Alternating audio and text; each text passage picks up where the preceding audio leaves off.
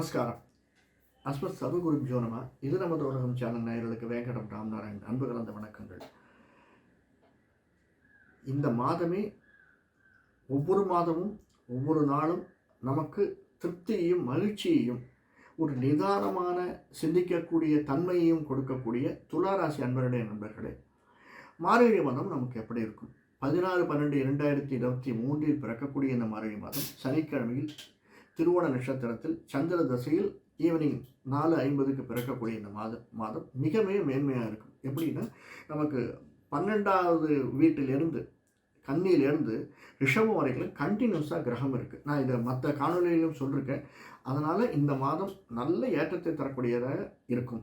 ஏன்னா 12இல் கேது, நமக்கு ராசியில் துலாத்தில் சுக்கிரன், 2இல் செவ்வாய், 3இல் சூரியன் முதல் 4இல் சந்திரன், 5இல் சனி, 6இல் ராகு, 7இல் கேது, 7இல் குரு, 8இல் லக்னம். இப்படி இருந்து நமக்கு ஒரு நல்ல வைப்ரண்ட்டை கொடுக்கக்கூடியதாக அமைந்திருக்கிறது. ரெண்டாவது, நம்முடைய வீட்டில் நம்ம சொந்த வீட்டுக்காரர் நம்ம வீட்டிலே இருக்கார் சுக்கிரன் இருக்கிறது மட்டும் இல்லை, குருவால் பார்க்கப்படுகிறார். குருவால் பார்க்கப்பட்டால் சில மைனஸும் உண்டு, நிறைய ப்ளஸ்ஸும் உண்டு. நம்ம ரொம்ப டீப்பாலாம் போக வேண்டாம். சாதாரணமாக நமக்கு எப்படி இருக்கும் இந்த மாதம்? ஏன்னா 2ஆம் வீட்டில் செவ்வாய் தன்னுடைய சொந்த வீட்டில் இருக்கார். 3ஆம் வீட்டில் சூரியன் புதன், ஆனால் குருவனுடைய வீடு, அந்த குரு 9ஆம் பார்வையை தன்னுடைய வீட்டை பார்க்குறார், சூரியன் புதன் பார்க்குறார்.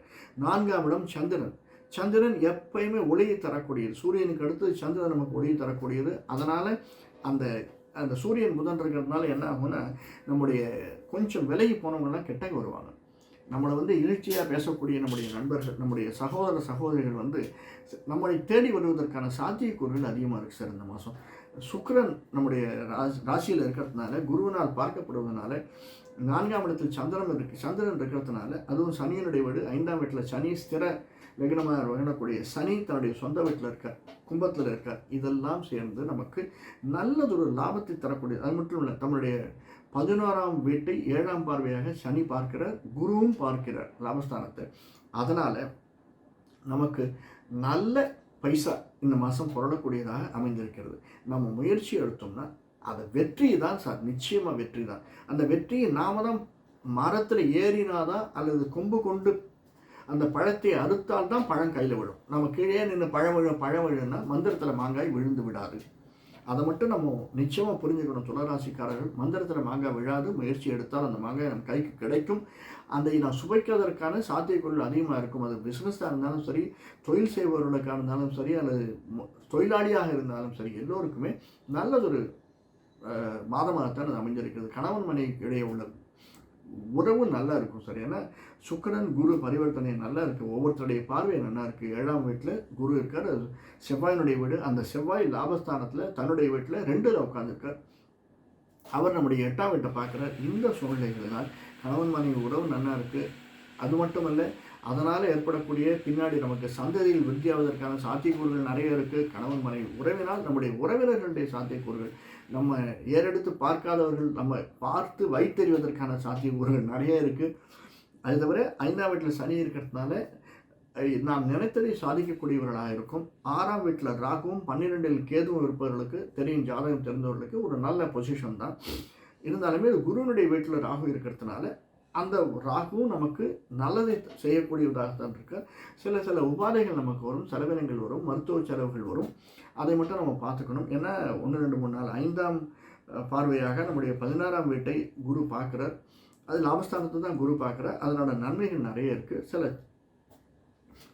விஷயங்கள் இருந்தாலுமே, ஏன்னா இது துலா ராசியில் இருக்கக்கூடியவர்கள், துலாம் அப்படின்னாலே நமக்கு ஒரு பேலன்சிங் ஆக்டாக இருக்கக்கூடியது தான்.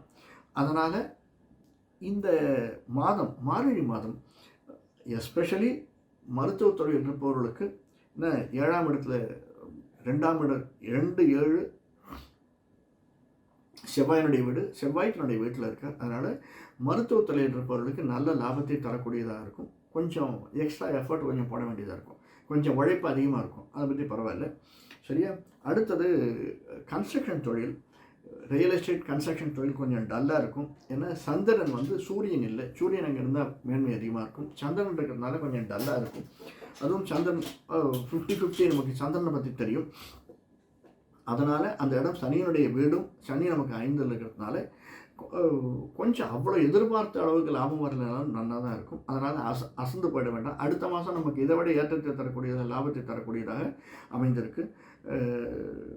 வேறு என்ன, பிரிண்டிங், எஜுகேஷன், ரியல் எஸ்டேட்டு, மற்றபடி வெளிநாடு செல்பவர்களுக்கு அல்லது வியாபாரம் செய்பவர்களுக்கு, ஒரு இடத்தை விட்டு இன்னொரு இடம் சென்று வியாபாரம் செய்பவர்களுக்கு, நமக்கு எதாவது ப்ரமோஷன் வேணும் அப்படின்னு நினைக்கிறவர்களுக்கு தைரியமாக இறங்கலாம். அந்த முயற்சியில் தைரியமாக இறங்கலாம். அந்த முயற்சியில் நமக்கு வெற்றி பெறுவதற்கான சாத்தியக்கூறுகள் நிறையா இருக்குது. அதே சமயத்தில் நமக்கு கணுக்காலில் சுளுக்க வரத்துக்கு, இந்த கண், காது, மூக்கு இந்த இடங்கள் சளியினால் பாதிக்கப்படுவது, எஸ்பெஷலி கண்ணை பார்த்துக்கோங்க. அது எப்படி என்னன்னு கேட்கக்கூடாது. சில விஷயங்கள் அப்படி தான். அதை பார்த்துனீங்கன்னா ரொம்ப நல்லாயிருக்கும். மற்றபடி ஒன்றும் பிரச்சனையே கிடையாது. ஷோல்டர் பெயின் மட்டும் இல்லை, இடுப்பு வலி, அந்த ஷோல்டர் சம்மந்தப்பட்ட இடுப்பு வலி, ரொம்ப லாங் டிஸ்டன்ஸ் ட்ராவல் இருக்கிறவங்களுக்கு இடுப்பு வலி வரும், ஒரே இடத்துல உட்காந்துருக்கிறவங்களுக்கு இடுப்பு வலி வரும். அந்த மாதிரி வலிகளுக்காக செலவினங்கள் அதிகமாக இருக்குது. அதை தவிர்த்து நமக்கு நல்ல ஒரு மாதமாக துளாராசிக்காரர்களுக்கு இந்த மார்கழி மாதம் அமைந்திருக்கிறது. நன்றி, வணக்கம். நன்றி. இந்த காணொலி பிடிச்சிருந்தேன்னா லைக் பண்ணுங்கள், சப்ஸ்கிரைப் பண்ணலாம் சப்ஸ்கிரைப் பண்ணுங்கள், ஷேர் பண்ணுங்கள். வணக்கம்.